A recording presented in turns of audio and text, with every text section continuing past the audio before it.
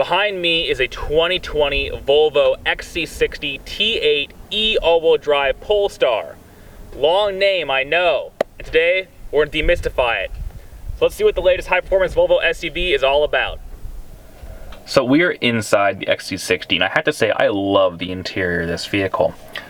Most everything on this trim is leather-wrapped, although there is some fake aluminum trim here. I think it all looks very upscale, very premium.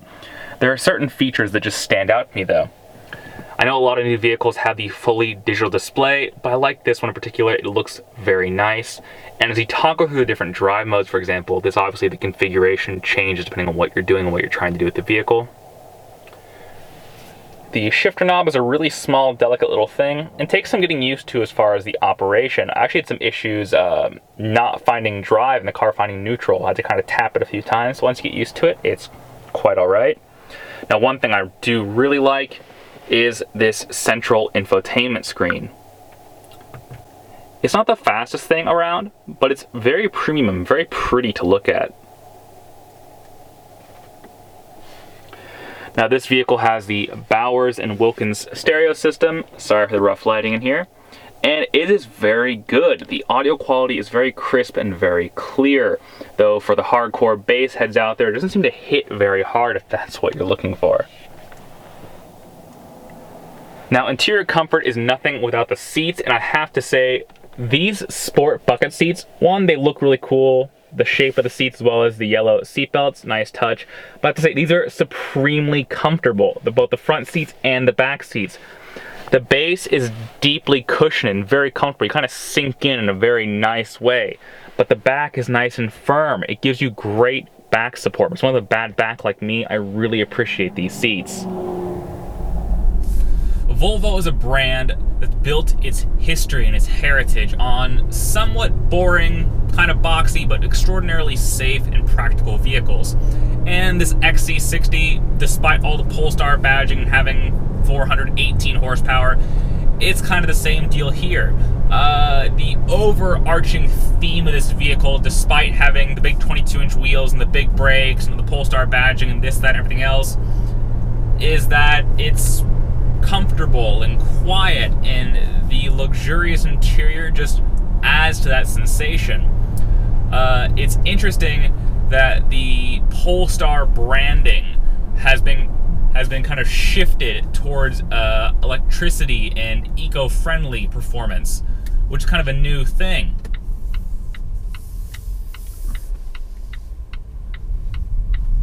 So, for the few of you who do know what Polestar has represented as Volvo's kind of racing and motorsport arm, this shift in personality is going to take some getting used to. Though, I suspect Volvo is banking on the fact that many customers, especially in the United States, might not know what Polestar is, so they kind of have a chance to do that rebrand as electric performance and kind of roll with it.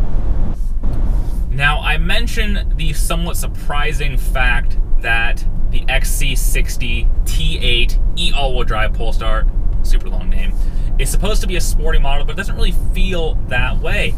And that's interesting because this car does have a lot of genuine performance hardware on it. The big 22-inch wheels, 20 is their standard, hide massive brakes, which are painted gold, which looks pretty cool contrasting against this car. And then if you pop the hood, you'll notice there's a big strut tower brace connecting the front left and front right suspensions. And if you look closely at that brace, you'll see there are a bunch of markings on the brace. That's because this vehicle has adjustable shocks, and those notes indicate what happens when you turn the knob on the top of the shocks, which adjusts the compression and the rebound on the shock absorbers, altering the handling performance, obviously. Now, one of the most curious things is the brand they've decided to go with for those performance shocks, and that's Ohlins, or Ohlins, depending on who you ask. That's a super high-end European racing shock, so to see it on what is, for all intents and purposes, a family SUV is definitely very interesting. Though the high-end shocks definitely pay off because, like I said, this thing rides beautifully, even on 22-inch wheels. Now, the powertrain in this vehicle is very interesting. Obviously, E all-wheel drive. So it's four-wheel drive, all four wheels being powered by the powertrain. The gasoline engine is a 2-liter 4-cylinder engine, which is both turbocharged and supercharged, and is then helped out by some electric motors. All in, it's good for 415 horsepower and a massive 494 pound-feet of torque, which explains why this thing is very, very fast off the line. I mean, 0 to 60 has to be less than 5 seconds in this thing, and it just feels enormously quick because that electric motor really fills in any lack of torque, or in this case turbo lag, that the gasoline engine might normally have. So it just feels like a really massive, powerful engine. That engine is backed by an 8-speed automatic transmission, which is just okay. It feels kind of soft, and it's not necessarily clumsy, it's kind of slow. Obviously, the whole car, again, despite the Polestar intent and badging, is definitely geared towards comfort and civility. Now, being a Volvo, this thing is loaded with safety tech. So much so, in fact, I'm actually going to pull over to read it off to you because there is so much. I can't memorize all of it and talk to you while driving. Okay, straight from Volvo here. This thing has LED headlights with a Thor's Hammer daytime running light. That's not a safety thing, but hang on a second. It has auto high beam and active bending lights, which basically means when you go around corners, the headlights actually swivel along with you to give you better lighting around bends, which is pretty cool. Okay, from there, it also has blind spot information system, not just a warning, a full information system, whatever that may be. That includes steering assist, cross traffic alert with auto braking, basically low speed. If it thinks you're going to go over the lane, it'll kind of correct you. It also has pilot assist, a full driver assistance program with adaptive cruise control, collision avoidance, which includes high speed and low speed collision mitigation. This is the best one. There's a reason why I had to stop, because this one's so long. So their collision mitigation system specifies, according to Volvo, it will protect you from detecting vehicles, pedestrians, cyclists, large animals, as well as helping you from running off-road protection and running off-road mitigation. That to me sounds like steering assist, but hey, apparently it's two different things. It also has lane departure warning, kind of normal. Oncoming mitigation by braking, basically forward collision warning. And then, let's count the airbags in this thing. 1, 2, 3, 4, 5, 6, 7, 8, 9. Only 9 airbags in a Volvo? Come on, XC60, you can do better than that. Let's get a solid like 15, maybe 20 of those suckers in here. Oh yeah, and also there's a 360-degree surround view camera, which is great for parking this thing. Additionally, I forgot to mention it before when playing with the central infotainment screen, but the backup camera on this thing is superbly clear. Seriously, if you get into a parking lot accident with this thing, it's totally your fault, because otherwise this thing totally has you covered. With the E all-wheel drive Polestar, I guess how I just want to call it, there's very little in the way of standalone options. Basically, when you order that package, you kind of get the vehicle as is. This particular vehicle has 2 real standalone options, the 22-inch wheels and the metallic paint.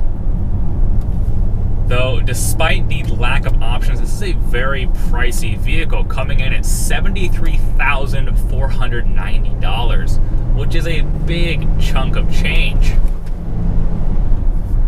For that amount of money, you can obviously hop into a top-of-the-line Jaguar F-Pace, for example, if you want another luxury option. Or, I mean, pick your choice of any of the Mercedes SUVs at this point. They have so many. I'm going to guess GLE. I get all their names mixed up. GLE, probably a GLE AMG for this kind of money. But it's more of a philosophical difference. You see, those vehicles, the Jag and the Benz, they use conventional gasoline engines to produce their power, while this is a hybrid. So it's that philosophical argument. Which do you prefer? Does this sound as cool as either of those vehicles? No, absolutely not. But it's different and it's unique, and that has a value of its own. So, that's the 2020 Volvo XC60 T8 all-wheel drive Polestar in a nutshell. The question is, should you buy one? And really, that's going to boil down to a philosophical debate. Do you think a high-performance vehicle with the Polestar name should be a hybrid? For me, I'm okay with it. I'm actually cool with this thing. I like the personality of the vehicle. It's very luxurious and very quiet, and it kind of redefines what a high-performance SUV should be about. Because, to be frank, how often are people who buy vehicles like this blasting up and down a canyon road, rather than occasionally going full throttle to a stoplight or going up around an on-ramp quickly every now and again? So, it's a big ask at $74,000, but I sign off on it. Thank you very much for watching. Please stay tuned for the next episode where I go drive more fun cars. Bye.